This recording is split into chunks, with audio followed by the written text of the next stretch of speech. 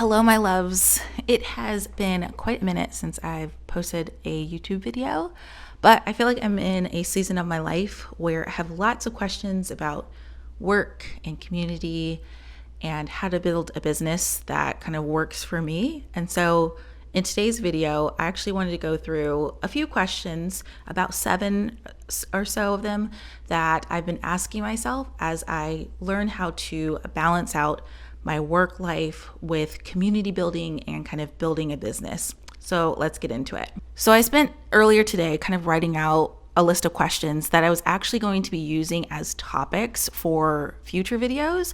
And I kind of wanted the idea was that I wanted to use each question as a thought starter for each of the videos. So I can open up the video with a question. And then I realized that some of these questions are actually kind of helpful altogether. And so I decided to make this video about all of the questions. So the first question on here, and I've written them out on a little index card because I love using index cards to compile all of my ideas. So the first question on here is, how can I communicate my ideas and thoughts better?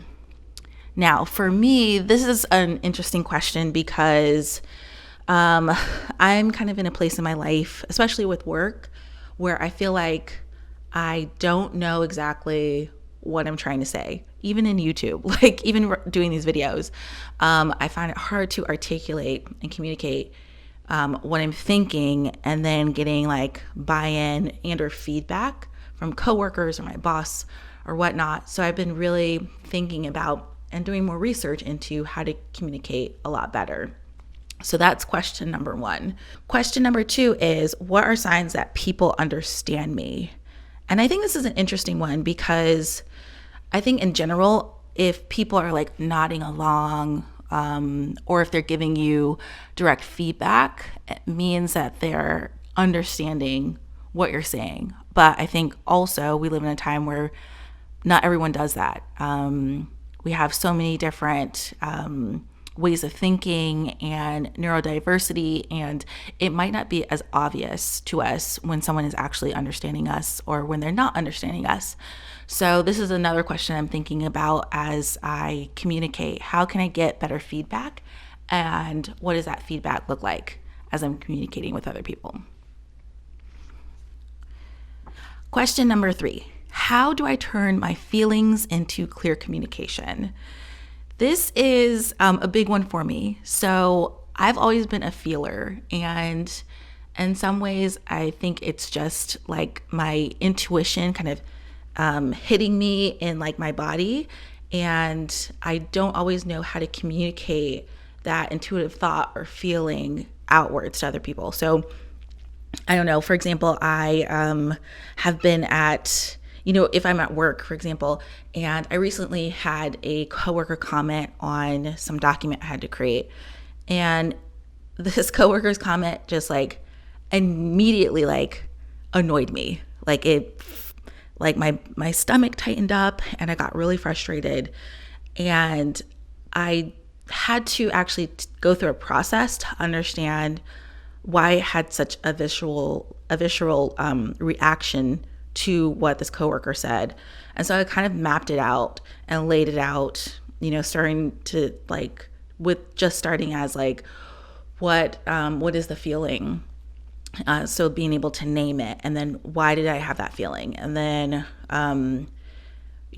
what do I know is true? What kind of evidence can I pull up for my thought process in writing what I did? And so going through that whole entire process has helped me quite a bit, so that I not only just sit with that feeling, but I actually use it to better communicate what I was thinking in the process. Because at the end of the day, people won't know what you're feeling unless you're able to communicate it. And that's not just in work, but it's in life and relationship, and friendships, and kind of everywhere. So I'm trying to get a lot better about how to turn those feelings into clearer communication. And at some point, it'd be nice, I might actually do a video on kind of that framework and that 4 or 5 step process that I actually went through. So let me know in the comments if you're interested in that. Okay. Question number 4 is, what can work look like? So I think it was earlier this year, maybe like in the summer, I read this Substack article that really made me think about the future of our economy. And I will link the Substack article below.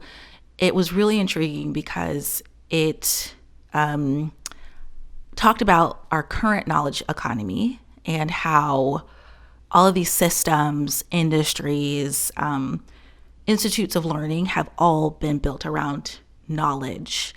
And in the future, it probably won't look like that. We'll no longer have the knowledge economy. It'll be a different type of economy.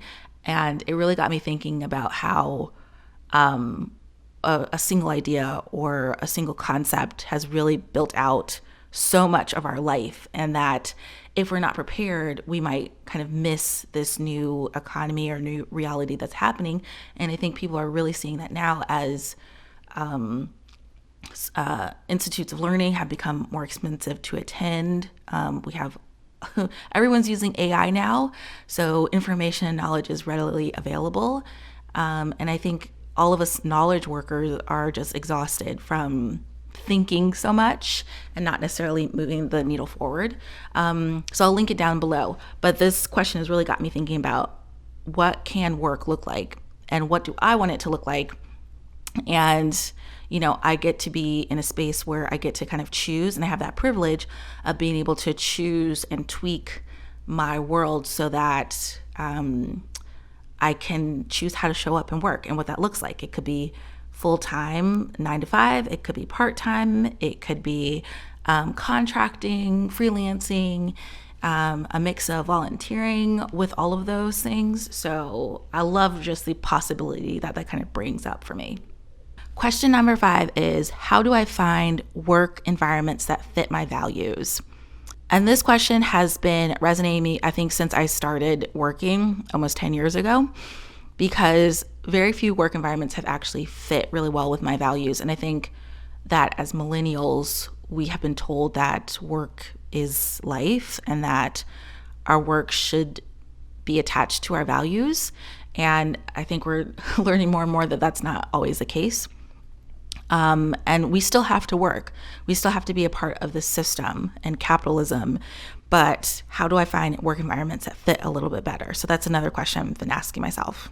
And then question number 6 is kind of along the lines of question number 5, but it has to do with how do I ask better questions and do better research on companies? So when I'm in the process of researching a company and seeing if I want to work there, what signs are better signs that they might fit better with my actual values? And when I'm in the interview process, how can I figure out if this is a company where I'll really thrive and where I'll enjoy doing the work and being around the people? So I've been thinking about that a lot lately. And then the last question is, how can I create a community of like-minded people? I think this past year, particularly like having a lot of struggles at work at my current job, and trying to detach myself from my work environment and finding other communities where I can thrive has been like top priority. And so for me, I know that I really would love to find a community or build my own community where I have people who think a little bit more like me. And I know they're already out there. There's tons of people who think about balancing work and community and life. And so how do I actually want to show up in those communities? Where do I find those communities, and how do I build those communities myself? And one of the things I did start doing this year was volunteering again. I absolutely love volunteering. And so having that joy back in my life again has been like, it's brought me so much happiness being able to do that again. And so I've been really thinking about how to build out my community, what that looks like. And I've had some hits and misses along the way, but it's part of the process of just like figuring it out. And at least I'm asking the question of how to do that so that I can find it and be more open to it when it actually happens. So those are all of the questions that I'm thinking about as I'm exploring how to balance work and community. And I hope they're really helpful for you. Maybe some of these questions resonate with you. Let me know in the comments. And if you have other questions that you're asking yourself as you're thinking about work and life and community as well, leave them down in the comments. And I hope this was helpful.